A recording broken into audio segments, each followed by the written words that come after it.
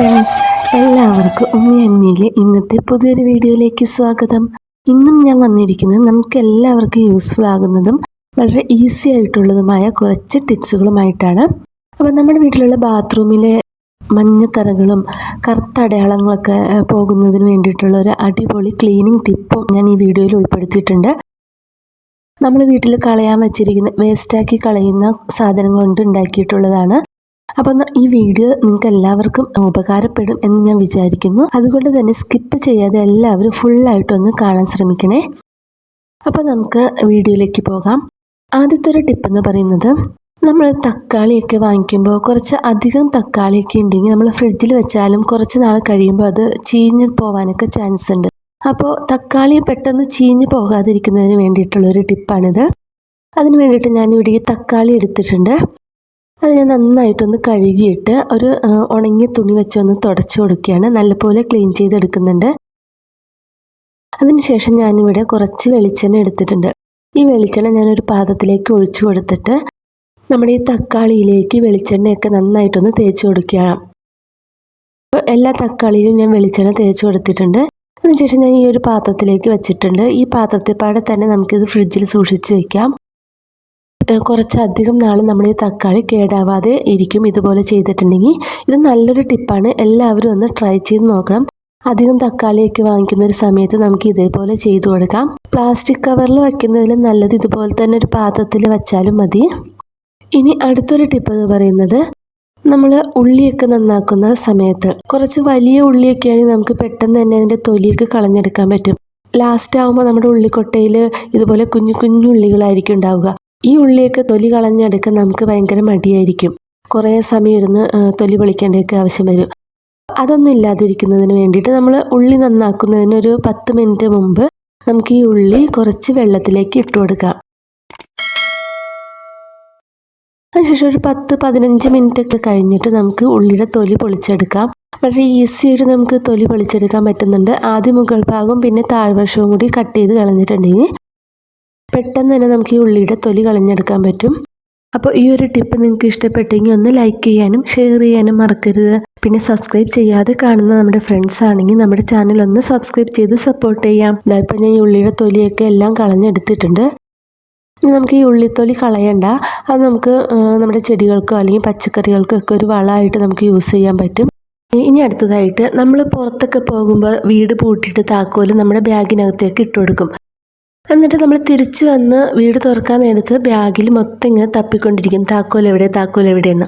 ഇതുപോലെ നിങ്ങൾക്കൊക്കെ പറ്റിയിട്ടുണ്ടോ എന്നറിയില്ല, എനിക്ക് അങ്ങനെ പറ്റിയിട്ടുണ്ട്. നമ്മൾ താക്കോൽ ഇതിനകത്തേക്ക് ഇട്ടിട്ട് പിന്നെ താക്കോൽ ഇങ്ങനെ തപ്പിക്കൊണ്ടിരിക്കുക. പിന്നെ ബാഗിലുള്ള സംഭവങ്ങൾ മുഴുവൻ കുടഞ്ഞിട്ടതിന് ശേഷം താക്കോൽ എടുക്കുക. അപ്പോൾ അങ്ങനെയൊന്നും ഇല്ലാതിരിക്കുന്നതിന് വേണ്ടിയിട്ട് താക്കോൽ പെട്ടെന്ന് കണ്ടുപിടിക്കാനുള്ളൊരു ടിപ്പാണിത്. നമ്മുടെ വീട്ടിലുള്ളൊരു സേഫ്റ്റി പിൻ ഉപയോഗിക്കാം നമുക്കിതിന് വേണ്ടിയിട്ട്.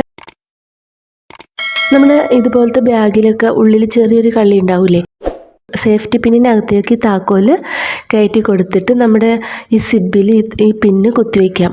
അപ്പോൾ നമുക്ക് പെട്ടെന്ന് തന്നെ താക്കോല് കണ്ടുപിടിക്കാൻ വളരെ ഈസി ആയിരിക്കും. ബാഗ് തുറക്കുമ്പോൾ തന്നെ നമുക്ക് താക്കോല് കിട്ടും. പിന്നെ താക്കോല് തപ്പി നടക്കേണ്ട ആവശ്യമില്ല. ഇതുപോലെ തന്നെ നമ്മുടെ ചെറിയ പേഴ്സൊക്കെ ഉണ്ടെങ്കിൽ അതിനകത്ത് നമുക്ക് ഇതുപോലെ താക്കോല് പിൻ ചെയ്ത് വയ്ക്കാം.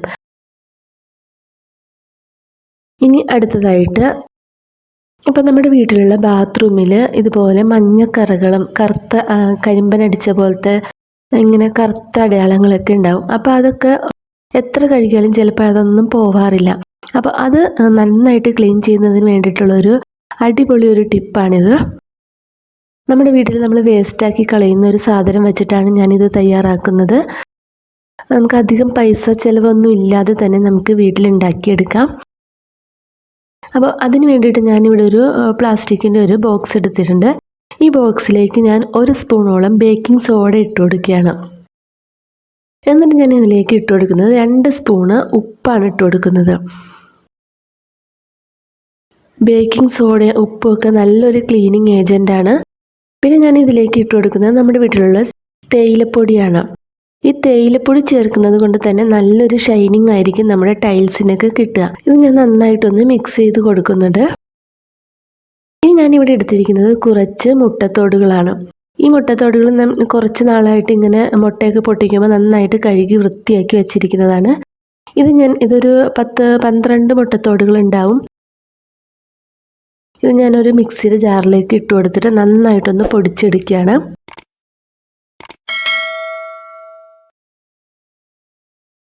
ഇതുപോലെ മിക്സിയുടെ ജാറിലിട്ട് മുട്ടത്തോട് പൊടിക്കുന്നത് കൊണ്ട് തന്നെ മിക്സിയുടെ ബ്ലേഡിൻ്റെ മൂർച്ചയൊക്കെ പോയിട്ടുണ്ടെങ്കിൽ അത് മൂർച്ച കൂടാനൊക്കെ നല്ലതാണ് ഇതേപോലെ ചെയ്തെടുക്കുന്നത്. ഇതേപോലെ ഞാൻ മുട്ടത്തോട് നന്നായിട്ട് പൊടിച്ചെടുത്തുകൊണ്ട് വന്നിട്ടുണ്ട്. എന്നിട്ട് ഞാൻ ഇതിൽ നിന്ന് ഒരു 3-4 സ്പൂണ് പൊടിച്ച മുട്ടത്തോട് ഈ ഒരു മിക്സിയിലേക്ക് ചേർത്ത് കൊടുക്കുകയാണ്. ഇതുപോലൊരു പൗഡർ ഉണ്ടാക്കിയിട്ട് നമുക്ക് സൂക്ഷിച്ച് വെക്കാം. ഒരു ബോക്സിലാക്കിയിട്ട് വെക്കുകയാണെങ്കിൽ നമുക്ക് കുറേ നാളത്തേക്ക് ഇത് യൂസ് ചെയ്യാൻ പറ്റും. ഇനി ഞാനിവിടെ എടുത്തിരിക്കുന്നത് 2 നാരങ്ങയാണ്. ഒരെണ്ണം ചെറുതായിട്ടൊന്ന് ഉണങ്ങി തുടങ്ങിയ നാരങ്ങയാണ്. ഇത് ഞാൻ ചെറിയ പീസാക്കി ഒന്ന് കട്ട് ചെയ്തിട്ട് നമ്മുടെ മിക്സിയുടെ ജാറിലേക്ക് ഇട്ട് കൊടുക്കുകയാണ്. നാരങ്ങ ചേർക്കുന്നത് നല്ലൊരു സ്മെല്ല് കിട്ടുന്നതിന് വേണ്ടിയിട്ടാണ് ഞാൻ നാരങ്ങ ചേർക്കുന്നത്.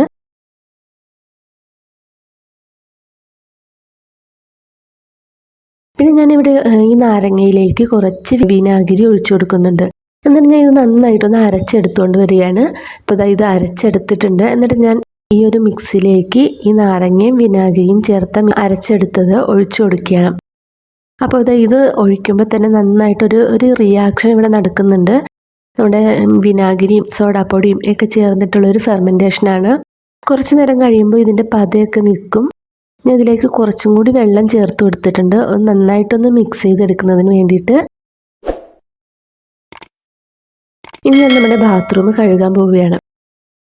ഇപ്പോൾ ഈ ബാത്റൂമിൽ എത്രത്തോളം കറകളൊക്കെ ഉണ്ടെന്ന് നിങ്ങൾക്ക് കാണാൻ പറ്റും. കറുത്ത അടയാളങ്ങൾ ഭിത്തിയിലും താഴത്തെ ടൈലിലൊക്കെ നല്ല പോലെ കറുത്ത അടയാളങ്ങളുണ്ട്. അത് ഞാനൊന്ന് കഴുകിയെടുക്കാൻ പോവുകയാണ്. ഇപ്പോൾ ഈ ടൈല് ഒന്ന് നനച്ചു കൊടുത്തിട്ടുണ്ട്. അതുകൊണ്ട് ഞാനിവിടെ എടുത്തിരിക്കുന്നത് ഇതുപോലത്തെ ഒരു സ്റ്റീലിൻ്റെ സ്ക്രബ്ബറാണ്. ഇത് ഞാൻ ബാത്റൂം കഴുകാൻ വേണ്ടി യൂസ് ചെയ്യുന്ന ഒരു സ്ക്രബ്ബറാണ്. പിന്നെ നമ്മുടെ കയ്യിൽ ഗ്ലൗസ് ഉണ്ടെങ്കിൽ ഗ്ലൗസ് ഇട്ട് കൊടുക്കാം. ഞാൻ ഇവിടെ ഒരു പ്ലാസ്റ്റിക്കിൻ്റെ കവറാണ് കയ്യിൽ ഇട്ട് കൊടുത്തിരിക്കുന്നത്. എന്നിട്ട് നമ്മുടെ ഈ മിക്സിയിലൊന്ന് ഡിപ്പ് ചെയ്തിട്ട് ഞാൻ ഈ ടൈലിലൊന്ന് ഉരച്ചു കൊടുക്കുകയാണ്. നല്ല ശക്തിയായിട്ടൊന്നും ഉരയ്ക്കുന്നില്ല, ജസ്റ്റ് ഒന്ന് ഉരച്ചു കൊടുക്കുകയാണ്. ഞാൻ ഒരു കയ്യിൽ ഫോണും മറ്റേ കൈ കൊണ്ടാണ് ഉരച്ചു കൊടുക്കുന്നത്. അതുകൊണ്ട് തന്നെ നന്നായിട്ട് ഷെയ്ക്ക് ആവുന്നുണ്ട്. ഇത് ഉരയ്ക്കുമ്പോൾ തന്നെ നിങ്ങൾക്ക് കാണാൻ പറ്റുന്നുണ്ടാവും ഇതിനകത്തുള്ള കറകളൊക്കെ പോകുന്നത്. ഭിത്തിയിലും പിന്നെ താഴത്തുള്ള ടൈലൊക്കെ ഒന്ന് നന്നായിട്ട് ഉരച്ചു കൊടുക്കുന്നുണ്ട്. നമുക്ക് പുറത്തുനിന്ന് കാശ് കൊടുത്ത് ക്ലീനിങ് ലിക്വിഡൊന്നും വാങ്ങിക്കേണ്ട ആവശ്യമില്ല. നാരങ്ങയൊക്കെ ചേർത്തത് കൊണ്ട് തന്നെ നല്ലൊരു സ്മെല്ലും ഉണ്ടാകും ഇതിൽ. ഇനി ഞാൻ കുറച്ച് വെള്ളം ഒഴിച്ചൊന്ന് കഴുകി കൊടുക്കുകയാണ്.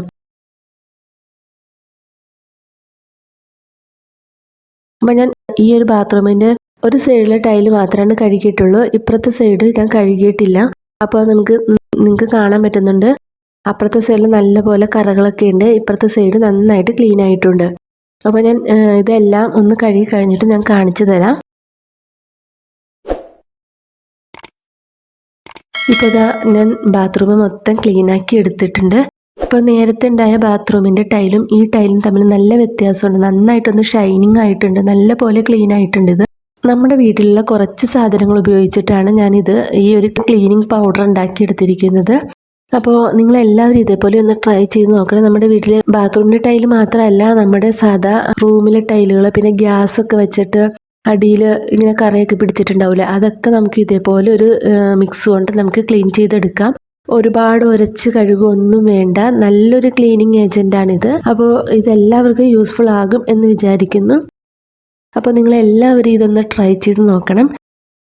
ഇന്ന് പറഞ്ഞ ടിപ്പുകളിൽ ഏതെങ്കിലുമൊക്കെ നിങ്ങൾക്ക് യൂസ്ഫുൾ ആയി എന്ന് വിചാരിക്കുന്നു. യൂസ്ഫുൾ ആയി എങ്കിൽ നമ്മുടെ ഈ വീഡിയോ എല്ലാവർക്കും ഒന്ന് ഷെയർ ചെയ്ത് കൊടുക്കാൻ മറക്കരുതേ. പിന്നെ സബ്സ്ക്രൈബ് ചെയ്യാതെ കാണുന്നവരാണെങ്കിൽ നമ്മുടെ ചാനൽ ഒന്ന് സബ്സ്ക്രൈബ് ചെയ്ത് സപ്പോർട്ട് ചെയ്യാം. ഇനി അടുത്ത നല്ലൊരു വീഡിയോ ആയിട്ട് വരുന്നത് വരേക്കും എല്ലാവർക്കും ബൈ. Thank you.